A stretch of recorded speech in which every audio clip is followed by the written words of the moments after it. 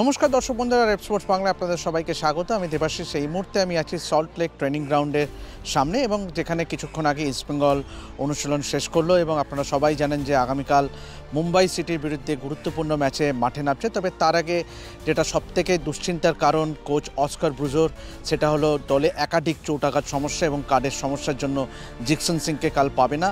চোটের তালিকা যদি বলতে হয় তো মানে লম্বা তালিকা। সেখানে হেজাজি মায়ের থেকে আরম্ভ করে ক্লেটন সিলভা, আপনারা জানেন যে ক্লেটনের একটা কুচকির চোট আছে, যার জন্য তিনি খেলতে পারবেন। কবে তিনি মাঠে ফিরতে পারবেন সেটা নিয়েও একটা বড়সড় প্রশ্নচিহ্ন, যেরকম হেজাজির ক্ষেত্রেও তাই।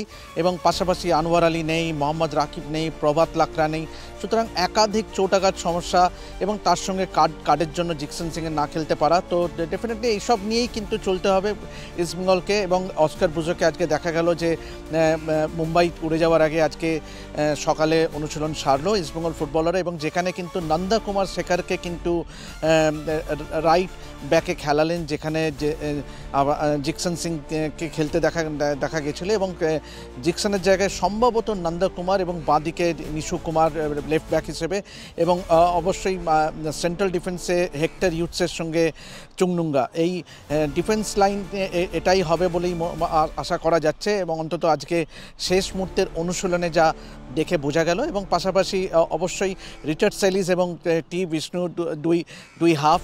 রিচার্ড সেলিস কিন্তু বেশ ইমপ্রেসিভ খেলছে, এবং আশা করা যায় যে রিচার্ড সেলিসের উপর অনেকটাই নির্ভর করবে, যেহেতু হিজাজি নেই, সল ক্রেসপো চোট, সল ক্রেসপো তো নেই বেশ কিছু ম্যাচ ধরে। এবং অবশ্যই একটা বড়সড় দায়িত্ব পালন করতে হবে রিচার্ড সেলিসকে, এবং সেই সঙ্গে দিয়ামন তাকস উপরে শুরু করবেন, এবং গোলের জন্য অবশ্যই ভরসা রাখতে হবে, কেননা ক্লেটন যেহেতু নেই।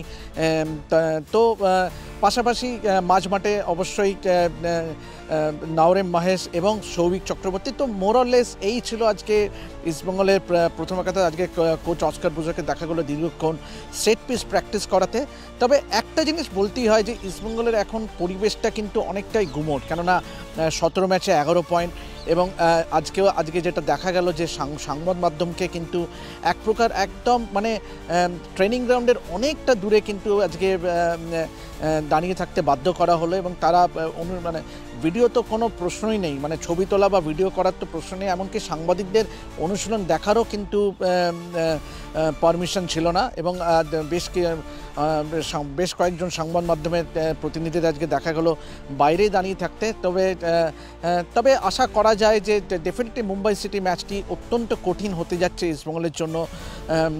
তবে কতটা ভালো খেলতে পারে এই চোটাঘাত সমস্যা সত্ত্বেও সেটা সময়ই বলবে। তো এভাবেই দেখতে থাকুন রেপ স্পোর্টস বাংলা, এবং যাবতীয় ফুটবলের আপডেট পেতে গেলে অবশ্যই চোখ রাখুন রেপ স্পোর্টস বাংলার পর্দায়। আমি দেবাশিস আপাতত সাইন অফ করছি সল্ট লেক ট্রেনিং গ্রাউন্ড থেকে। দেখতে থাকুন রেপ স্পোর্টস বাংলা।